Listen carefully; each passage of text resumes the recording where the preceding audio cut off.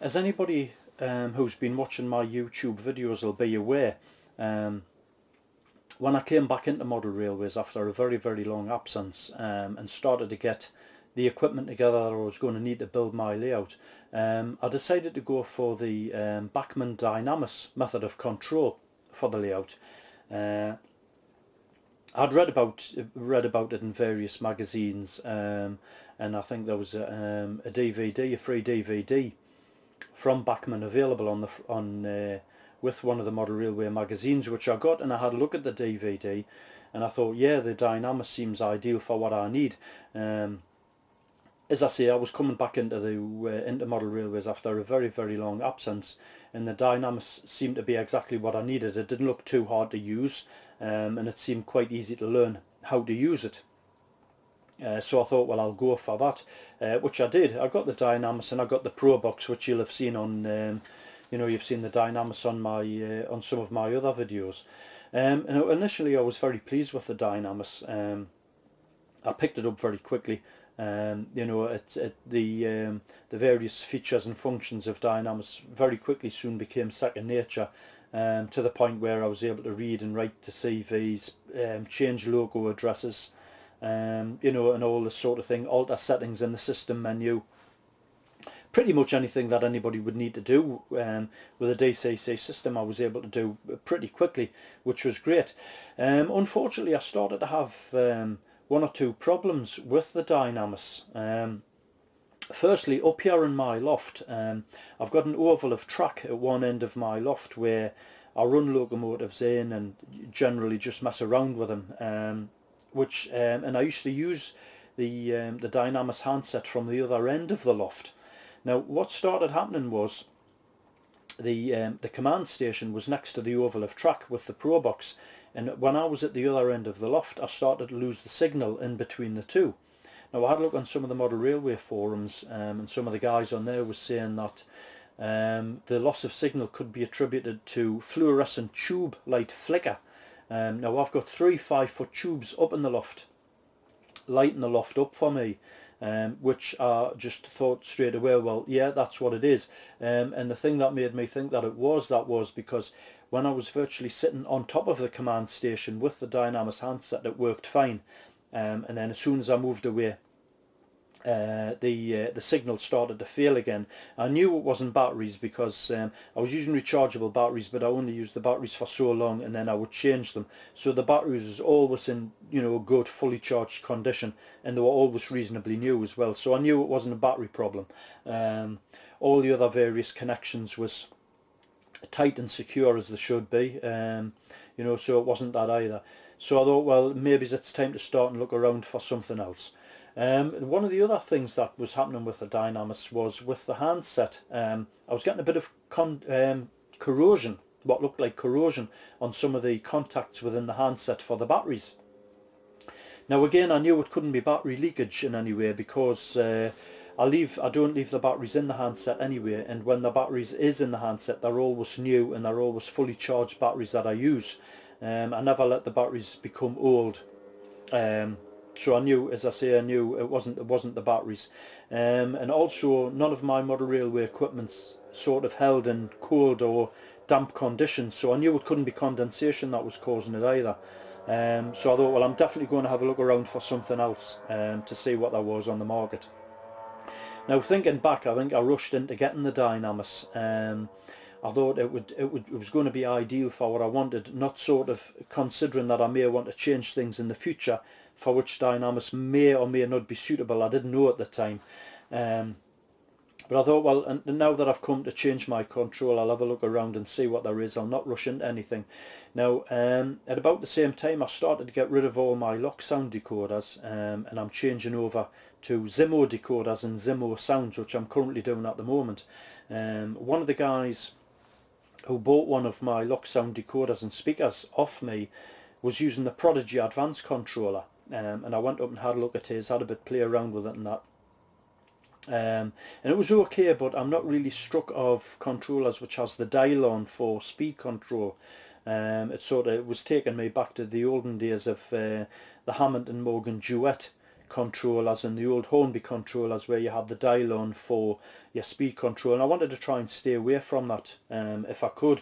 So I decided on the Lenz Set 100, which you can see here.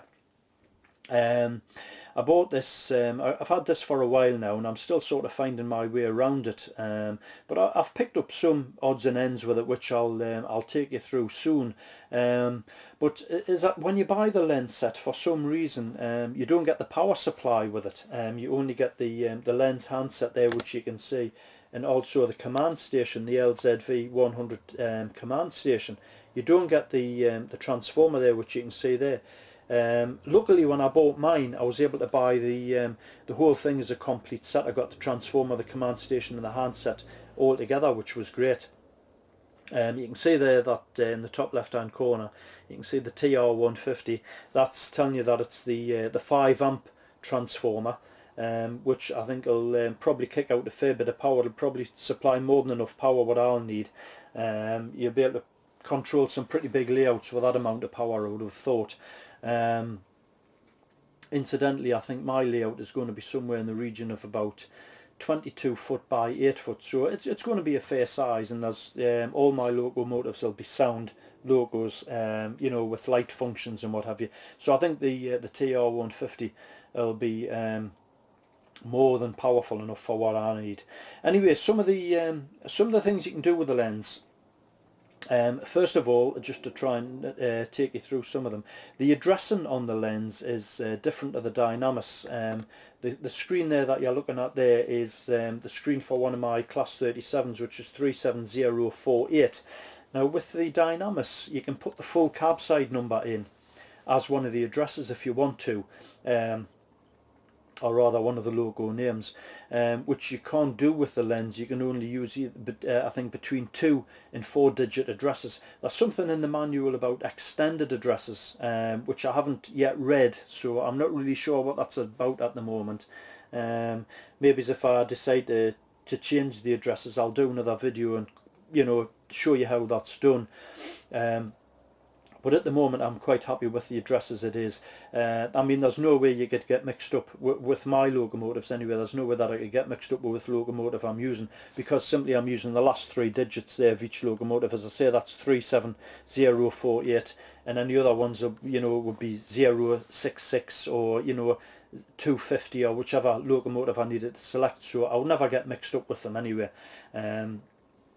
So that, you know, that's okay. I can pretty much get used to that. The other thing with the lens, with Dynamis rather, that you could do with Dynamis that you can't do with the lens, is when you come to use the programming track. With Dynamis, you could drive your logo onto a siding which you could have designated as your programming track, and you could, you know, you could alter whatever CVs you needed to alter, and then you could drive the logo back off the programming track. Unfortunately, you can't do that with lens. You've got to physically pick the locomotive up off your layout and place it onto the programming track and do whatever you need to do, and then put it back on your layout again, and then you're away again. Which I mean, it doesn't really matter. It's not too much of a hassle to do that. You know, you quickly get used to doing it where need be. The version of the lens here is the 3.6 version. There's a couple of versions available. There's the old 3.0 version, the 3.6, and I think there's a 3.6R, which has the Railcom feature programmed into it. Now, if you've got the 3.0 version, there's some programming features which wouldn't be available to you because you're running the older software. And there's a couple of ways that you can tell which software of lens you're running. If we just zoom back in onto the screen again there, where you can see the letter E. If you're using the 3.0 version, there'll be a little F under the E, which is for the function buttons on the lens control. As you can see there, the F's not there, which means that I'm not using the 3.0 version. The other way you can tell which version you're using is, we'll just zoom back out again so you can see which keys I'm pressing. If you go to the F key, and incidentally, when you start your programming with the lens, it always starts with the F key. Press the F key once, press 9, and then that takes you to the system screen. Press 9 again, and you can see there that it's saying LH and then V, which is version, which is 3.6. So the handset's running on the 3.6 version. If we come out of that, press the escape button once, go back to system, and then this time input 8. It's got LZ, which is the command station, the LZ V100, LZ 3.6. So you can see that the version software is the 3.6. And to come out of any programming screen, just press your escape button as many times as you need to come back to your a locomotive address that was on there. Right, CVs. Two ways to program CVs. You've got your, probably what you've got with most controllers, Dynamics included, programming on the main or using a programming track. If you want to program on the main or the programming track, there's a handy little shortcut feature which I'll show you. If you once again press the F button, and it brings up the system menu, which is the last, it always shows you the last menu that you were on. So bring up system menu, and then if we press the plus key and just scroll through the various things till you come to POM, which is programming on the main, press enter, and then with this screen here, DIR, direct, it's like a direct programming thing. If we press that again, it takes you straight to CV2. If you want to alter CV1, which is your local address, you have to be on the programming track for to do that. Now you've got start voltage there, which is CV2. If we press the plus key, it takes you to CV3, which is your acceleration, CV4, which is your deceleration, and CV5, which is your maximum voltage, which is your maximum speed. You can come back down through this again if you want to, simply by pressing the minus key, and you're back to the start voltage. If you wanted to press, if you wanted to alter CV3 for instance, which is your acceleration, press the plus key, you come to acceleration, press enter, and then you just type in whatever CV you want, you know, if you want the value that you want to input, type it in, press your enter key, and that would program it on the main line. That would be the CV set to 1, 2, 3 in this instance. To come out of this the programming function, press the escape button however many times you need to come back to your main screen. If you need to change the locomotive address, you need to obviously be on the programming track, and to do that, once again you press the F key. It takes you to POM because that was the last menu that we've accessed. Press the plus key till you come to program, press program again, and program starts to flash. Press enter, and it takes you to the direct menu. If you wanted to, you can type in the CV number quite simply by just pressing the plus key again. That brings you onto the CV screen. Press enter, and then you type in the CV number that you wanted to read or the CV number that you wanted to alter. But in this case again, we're going to use the direct one. So what we'll do is press the F key again, which takes you to program, because again that was the last one that we used. Press enter. Flashes, program flashes, press enter again. Now we've got the CV on, we want to find the DIR, so we'll just scroll through till it comes up. There it is there, press enter. Now this time we can scroll back through and you can find the locomotive address. We've got the address there. If you wanted to read the address, you press enter again, and it'll try and read it, but obviously you're coming up with an error message there because there isn't a locomotive on the programming track, and the programming terminals in the back of the command station aren't connected anyway, so it can't read any CV addresses or write any CV addresses because the system's not connected to the programming track. So we'll scroll back out of that and come back to the main screen. The way you get your locomotives to move is pretty explanatory here with these 4 buttons across the top. You've got the big buttons here on the right and on the left. If you press this one, it takes you to 16, which is speed step 16, because I'm using 128 speed steps for my class 37s. And if you keep on pressing them, it just takes it up to 126 there. Or you can bring them back down by the same increments, the same amount. Or you can bring them down by single speed steps if you want to. You can see decreasing there.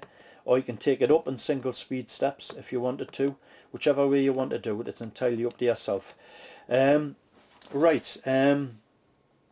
What you also got in the command station is what's called the Locomotive Stack, and this is a stack of 12 frequently used locomotives, which is just a quick way of toggling through locomotives to find the one that you want. And the way you do this is with the escape key here.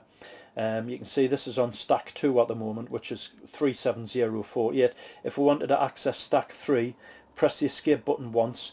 You can see STCK3 there on the display 03, which is the stack 3 position, stack 4, stack 5, and if we just toggle through till I come back to 048, that's the stack 2 position. It's a 12 stack locomotive stack. You can adjust that if you want to. I'm only going to be running 8 locomotives on my layout, so I've reduced mine to a stack of 8. You can have it as 5 or 3 or however many you want to, but 12 is the maximum that you can have on the locomotive stack.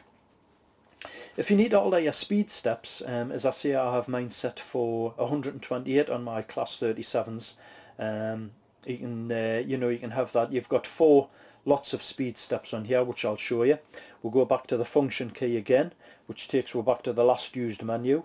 If we press 1 and then 2, it takes you to the speed step menu. You can see there I've got mine set for this particular locomotive 048 on 128 speed steps.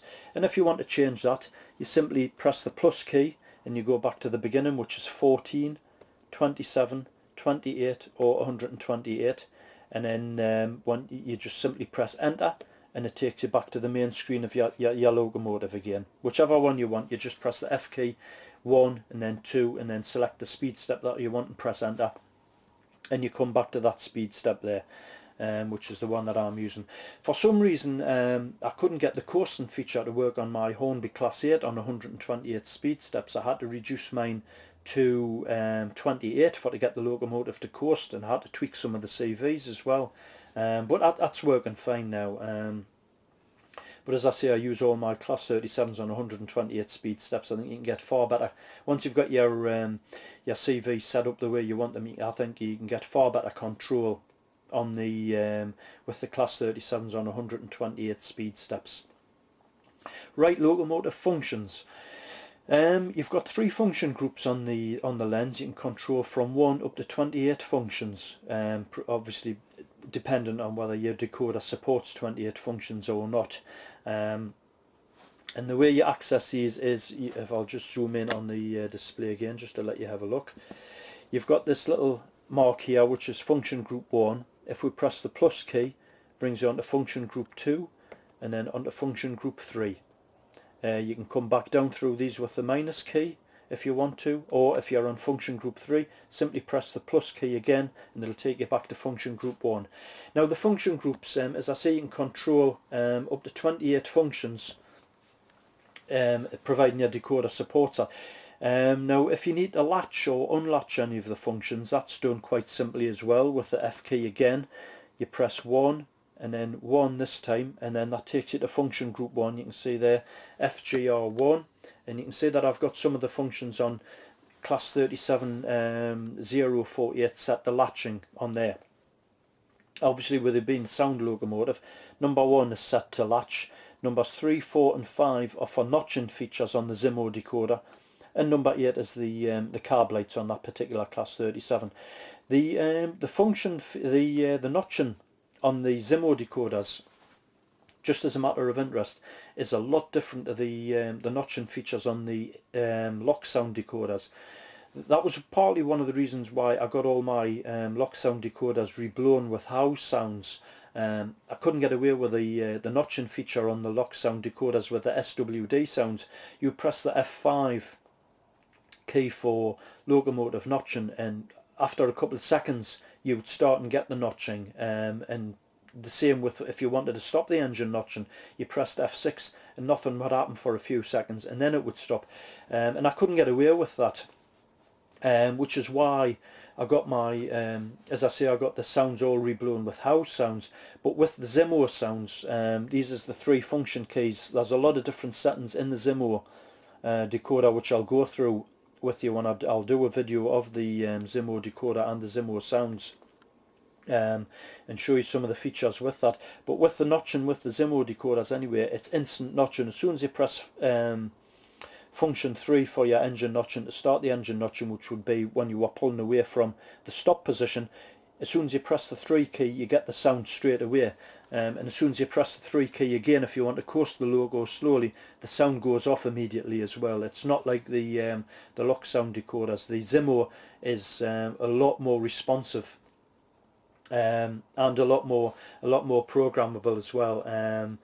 that was one, as I say, was one of the other reasons why I changed Dynamis, because I don't think that I'll be able to access some of the CVs with the Dynamis that you need to with Zimo. So I wanted to make sure that I got a system that I was able to access all CVs with, which you can with the Lenz.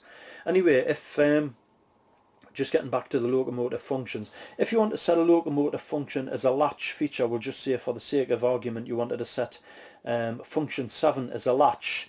All you do is we'll just go to I'll just zoom that back out so you can see what I'm doing again. Just go to function 7, press the 7 key, and you see that 7 comes up on the display, and simply press enter, and then that takes you back to your locomotive address there that you were using before, 048. So now when you press 7, it stays on as a latched feature, as do 1, 3, 4, 5 and 8. They all stay on as latched features. You can see 2 and 6 is missing because they're unlatched features. So obviously to take them off again, you need to press the function keys again to take those off. If you want to unlatch a feature, you go back to the function screen, the other screen, which is the F key, press 1 and then 1 again, takes you back to your function group 1, which is there. And if you want to unlatch function 7, which we've just set as a latch, simply press the 7 key again. You can see the 7 goes off, press the enter key, and then you're back to there.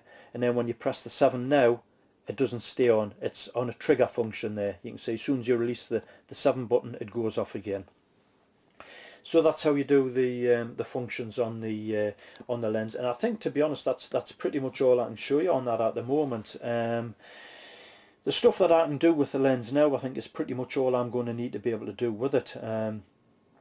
When the locos is on the programming track, I can read and write whichever CVs that I need to do. I can change the logo addresses, delete addresses, delete logos from the logo stack. I can program on the main, you know, and do pretty much anything that I need to do with it.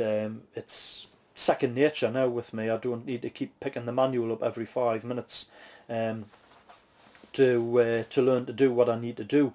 And the manual for the Lenz, quite a comprehensive manual. As I said, there's a lot of programming features in the Lenz which I may never need to be able to do. And if I do, well, I'll just read about them when I need to do it. I'm not going to confuse myself with more information when I don't need to, don't need to know it or may never need to use it. So I'm more than happy to be at this stage with the Lenz that I'm at. So anyway, I just thought I would put that little video together just to show anybody who's maybe thinking of buying the Lenz some of the features with it, which is, I think, in my opinion, a lot better, a lot more versatile and programmable than the Dynamis was. I think with the Dynamis, I was eventually going to come to the point where I wouldn't be able to do certain things with the Dynamis that I needed to do. And it would have meant buying another system. So I'm really pleased with the Lenz set, and I'm pleased I got it when I did. So as I say, that's about it. I'll get that Zimo decoder and Zimo sounds video done in the near future for you, so you can have a listen to that. As I say, there's a lot of difference with the Zimo sounds compared to house and SWD sounds. A lot better in my opinion, but I'll let you be the judge of that anyway. So thanks for watching this video anyway, and I'll speak to you soon. Cheers, bye.